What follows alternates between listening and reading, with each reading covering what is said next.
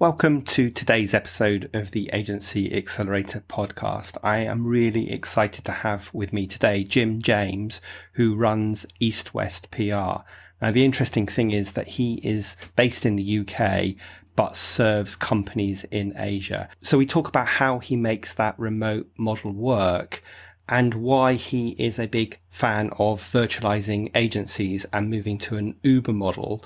And in the episode, he'll explain exactly what he means by that. And that's interesting because it's in direct opposition to what I often recommend to my clients. So this was a really interesting episode to give some different insights on how to run an agency. So let's get on with today's show. Accelerate your agency's profitable growth with tools, tips, and value-added interviews with your host, agency owner and coach, Rob da Costa.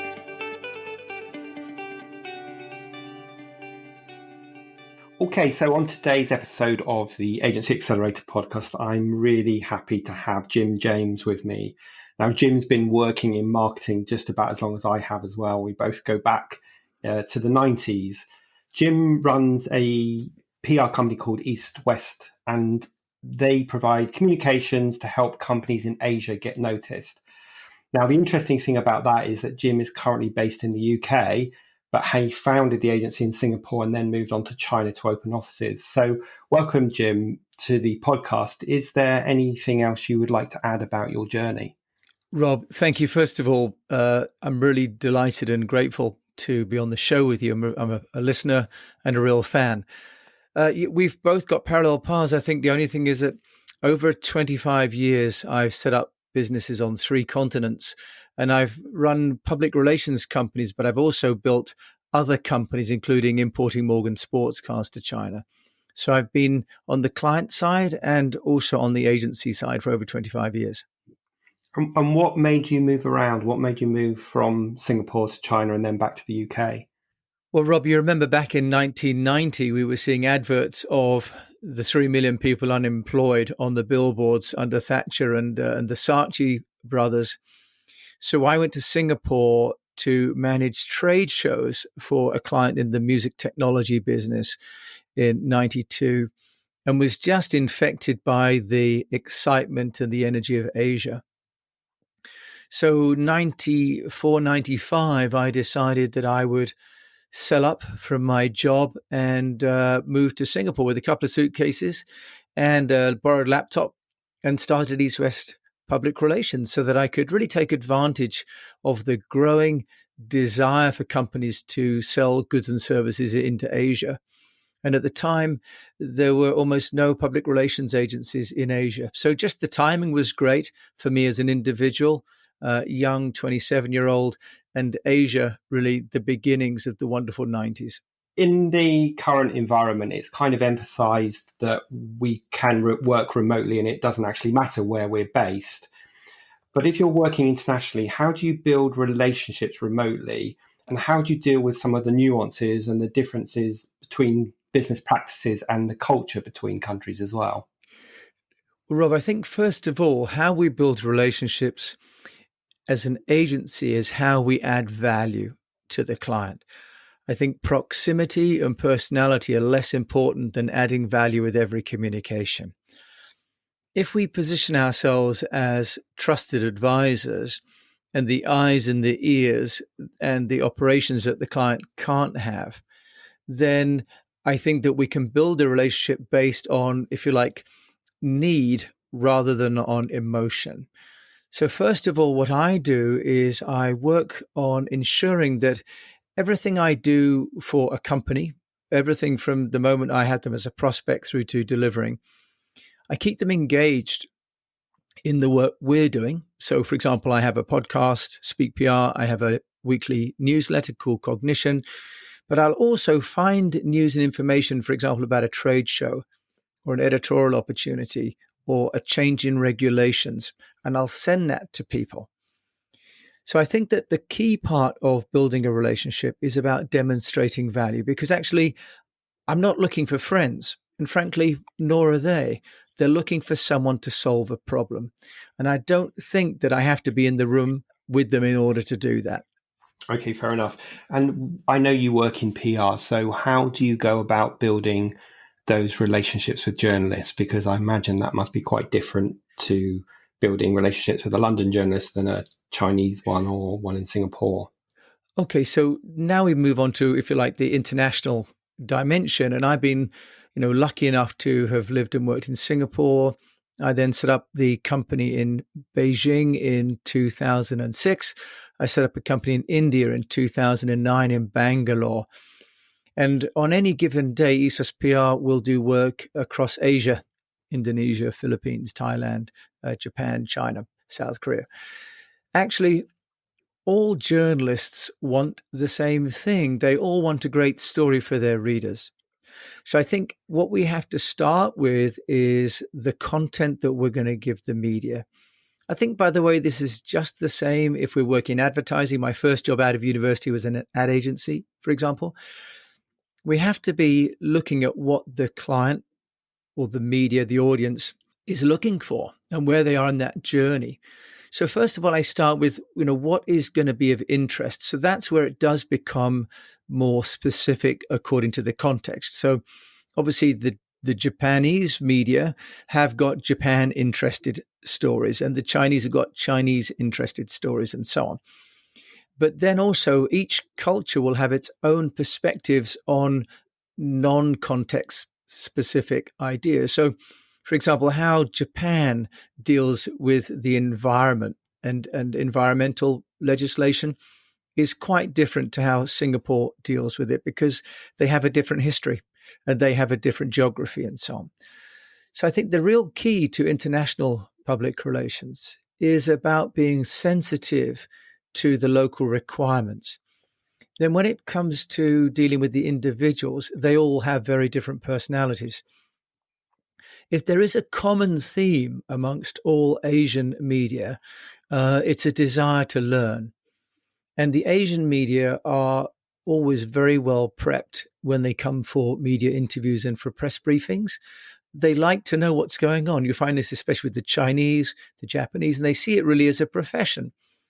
And the second dimension is that journalists, because in Asia, it's a non-confrontational society or a non-confrontational philosophy. And through this idea of Confucian ethics, where people in authority would lead with responsibility, the view on the journalist side is that if you're inviting them to learn about your company or your product or your service, you'd be telling the truth. Why would you be asking them to collude in spreading something that's false? So my experience with working with media in China, India, Japan, South Korea, and so on is that the media are really, frankly, delightful people to work with. They want something that's relevant for their readers, but by and large, they're very humble and very keen to work with a client or an agency. So those would be my, top lines, Rob. Yeah, that's really interesting. So that is very different to how the media works in the UK and probably especially in the US as well, where they're probably always starting off thinking, the other party's here just to sell something. I need to find the real story. I need to catch them out and, get the real scoop, I guess. Well, and Robin, there's a fundamental difference between the Western media and Asian media, and that is about ownership. So the history of Western media, by and large, is as an independent voice for, the people, the publishers, and so on. So people like Lord Beaverbrook, or who has a Daily Mail and so on. So, but in Asia, the media, by and large, are still owned by the government. So if you look at Singapore, the Singapore Press Holdings owns the mainstream media. In China, nobody can own an independent newspaper. In Japan, they are quasi-government owned. So there's a very different structural position of the media, which have on the whole been seen as really voices of the government, as opposed to the voices of the people holding the government to account. So structurally, that's also why it's different. Right, got it. Yeah, that's really, really interesting. And I guess there's pros and cons to both sides of that. Now, when you and I were talking before we started recording the podcast, you were talking to me about virtualization of agencies and moving to the Uber model. And I just wondered whether you could explain a little bit more about what you mean by that. Yes, of course. And coming back to this original point about building relationships when you're not there, if the premise of an agency is that you're adding value to a client and to the media, proximity isn't necessarily necessary, but also ownership of the factors of production is also not necessary. In other words, hiring people and having them full-time on the staff is not a precondition for them knowing how to add value to a client. If we start with that mindset, which is that actually anybody who knows how to add value to a client in advertising, direct marketing, in any other way, they can do that regardless of the, if you like, the economic relationship, contractual relationship with the agency. In the past, I've had offices in Singapore, China, and India concurrently. And I found one of the biggest jobs that I ended up with was managing people. It's either managing existing people and their personalities or trying to find new people with both the skill set and the personality type to fit in. Now, I went down that path and I managed multiple regions with multiple staff, and there's some merits to that. And there's consistency of delivery sometimes for the clients and so on. But I actually think that where clients have got to in the last 10 years is they've got to a place where they're not looking necessarily for the relationship, they're looking for deliverables. And they're looking for deliverables because the economics have changed in the market. We used to have annual retainers, Rob. I don't know whether you remember this, but even in advertising, you'd have an annual retainer. And people looked at the agency very much as a sort of an outsource department. But now I think clients are looking for a result against some of their own deliverables. And often those deliverables are driven by shareholder requirements. We work for a lot of blue chip and listed companies, and they have a quarterly target. And what happens is they would like to align their expenditure to their quarterly revenue. So this truncation, if you like, in relationship has led me to thinking that why should I have a permanent, open-ended relationship with a member of staff when I do not have the same relationship with the client? It creates a structural inequality in the business, and it creates risk, really, Rob. So what's happening is you're buying with one set of commitments, but you are still only an agent. So you're an agent without any tenure, without any consistency, and you're often billing on the first of the month for payment on 30 days or at the end of the month for 30 to 60 days. And your margin may only be 20 to 30%. So then you end up with this terrible issue. You've got people that you've made a commitment to on an open-ended scale with X number of vacations, an office, a laptop, and so on. And then you've got a client who says, actually, I just want you to get this done, and this is the budget. So from a commercial point of view, you build a business that fundamentally is at risk. So I changed that because one day I went to Singapore and I walked into the office from Beijing, and the team was sitting there looking at their social media online, and they just sort of said, well, my computer's not working as fast as it could be. Can you fix it? Someone else said, oh, yeah, no, I'm waiting for you to tell me what to do. And I went, you know what? I work too hard. I take too much risk to manage this kind of situation. So I let everybody go. I mean, they went on their way variously. And instead of hiring, I built a platform. And I think this is the key. There are two key elements, really, Rob, about this virtualization or this Uberization model. One is that the client still has a known brand to go to with an established platform. So what I have is a brand in EASTWEST PR that's been operational for over 25 years, but also I use the Zoho platform so that anybody who works with me uses the same email address and they use the workflow that I have put in place within Zoho. Document templates, quote templates, invoice templates, media lists, everything exists in the same way that it would if I was a bricks and mortar agency. The second element then, Rob, is the relationship between me and the consultant, or the consultant and I should say. So I have a simple financial model, which I can share with you, where the agency has 100 from the client. 20% of that will go to the agency. 10% goes to the person that brings in the business, which may be the agency. We have a 10% buffer, and 60% goes to the consultant. Now, normally, the consultant only gets a third at most of what the client pays, because the client pays 100, the agency takes a third for the member of staff salary and a third for the operational cost, and a third for the gross margin, which comes down to 15 to 20% after you've taken off tax. What I've done by getting rid of all the middle management that's required, all the desk, office, infrastructure that's required, you save about a third. And what I can do is I can share that with the person who does the work, Rob. They turn up with their own laptop, their own phone, they manage their own time, but also, and this is really what is the kicker for the client, they only work with people that actually want to be on the job. Now, any agency owner knows, regardless of PR, advertising, direct marketing, event management, whatever the agency, you end up deploying the staff that are available. Normally, that means the best staff are already busy, and you end up having to do the work with whoever's available. And as an agency owner, you often pick up the slack by doing a bit yourself. But with this model, you only work with people who know what they're going to do. And because they're self-employed, they're only going to get paid if they deliver on it.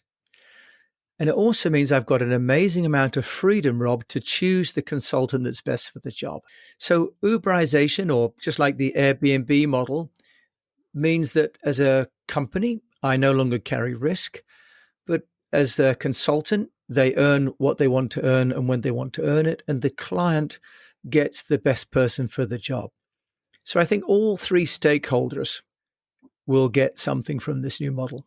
Yeah, this is a really, really interesting perspective. And I think it is the flip side of the coin that I talk to, because I often talk to a lot of my agency clients and tell them that it is very difficult to build a sustainable, growing agency using freelancers, because it's a bit like building a business on quicksand, because freelancers often have their own agendas. And if their agendas and their visions are not aligned to your agency's visions, then that can be very problematic. So it sounds like you're giving, the other side of the perspective here and the reasons why that actually is a good model. But let me just ask you a few questions about what you've said. So let me ask you all of the questions, and I'll let you kind of answer them, because I'm sure some of them are intertwined. So one of the obvious questions is, how on earth do you find enough good freelance people?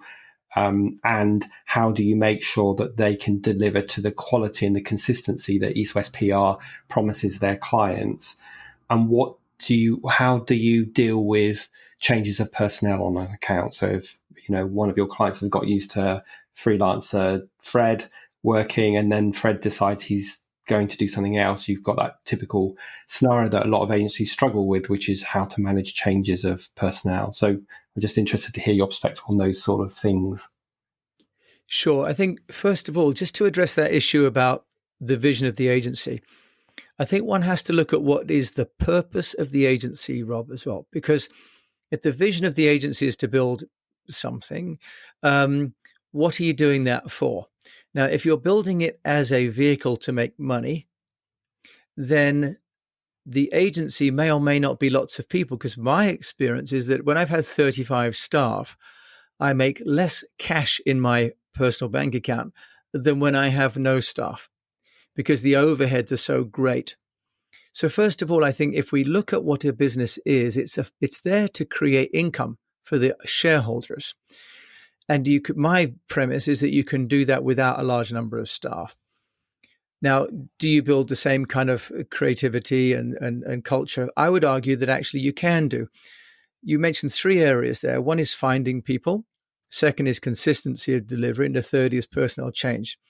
My experience, Rob, over 20 years of running an agency with fixed staff, because it's been the last 5 I've had this Uber model, is that I have all those 3 problems anyway. The difficulty in an agency is that you've employed those people and you're trying to find ways to change or manage them, which is why we talk about only hiring the right people, the Jim Collins, get the right people on the bus.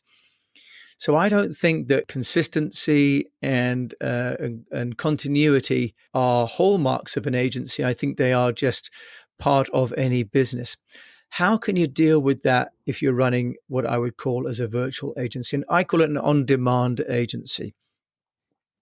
If we look at the parallel with making movies, you don't have large teams of people waiting to make a movie. You have someone has a script, someone's a producer, someone's a director, and people come together to create a movie, a PR, a campaign, an advert, whatever.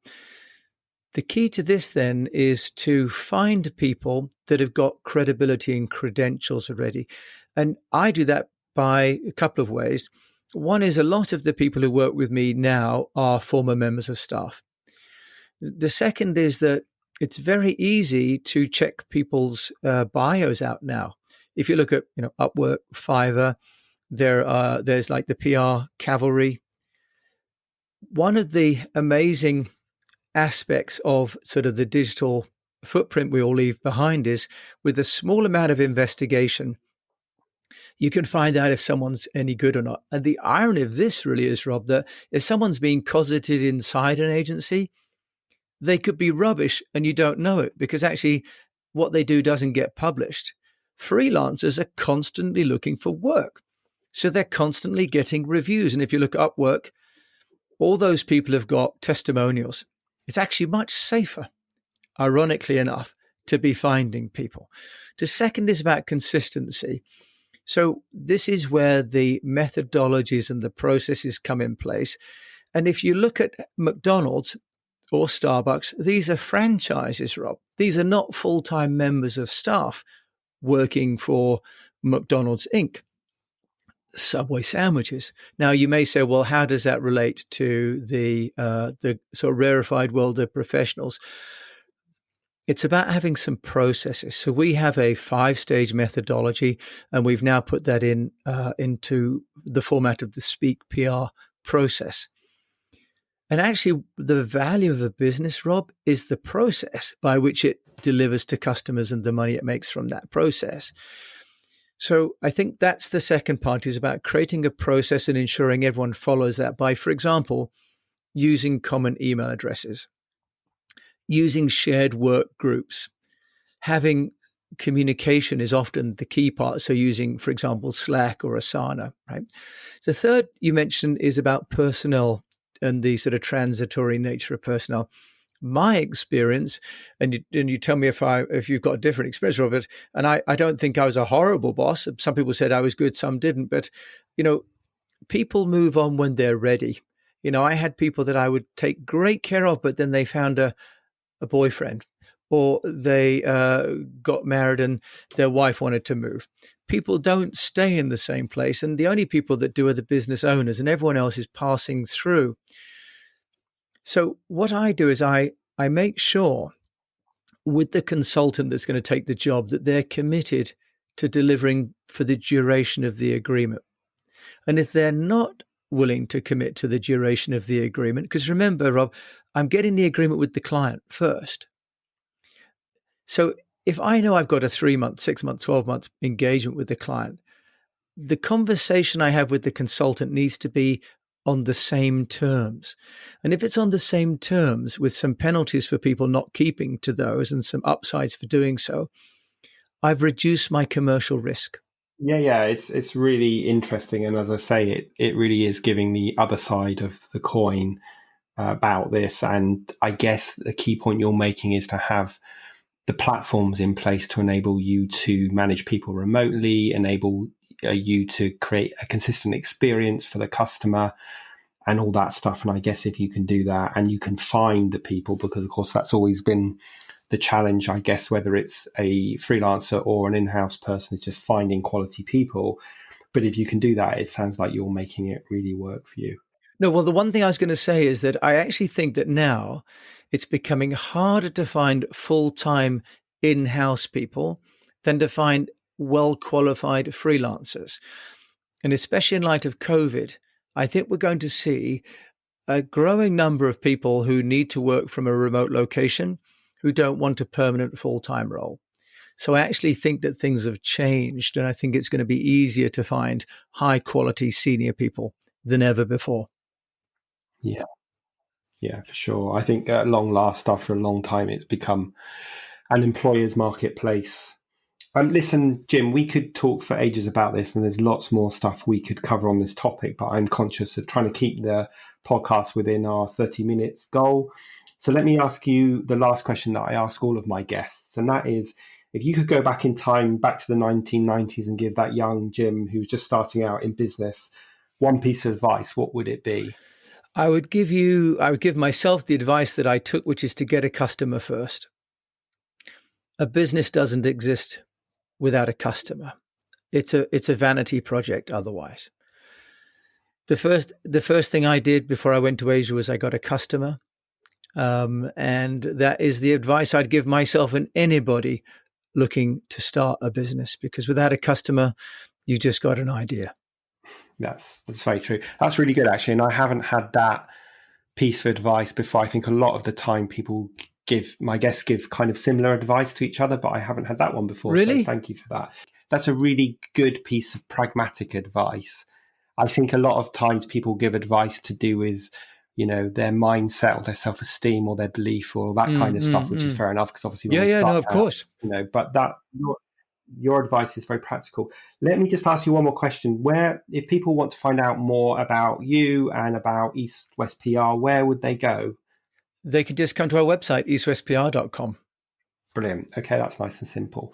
Great stuff. Well, it's been great having you on the podcast. It's a really interesting conversation, and it definitely gives a flip side to the way I've talked about growing an agency before. So I really appreciate that, and I know our audience will find it as useful as well. Rob, thank you so much. And it's wonderful to think we've got two different paths, but we're, now later on in life able to share what we've learnt. And thank you for taking the initiative to do so on this great podcast. So there you go. I hope you found this episode as interesting as I did when I had a chance to sit down and talk with Jim. He definitely has a different perspective and a really interesting perspective on how to grow an agency using remote workers. And of course, that's something that's very pertinent right now in the world that we live in. So as ever, please consider leaving a review if you enjoyed this episode. Please share with your colleagues, and I will see you next Thursday for the next episode of the Agency Accelerator Podcast.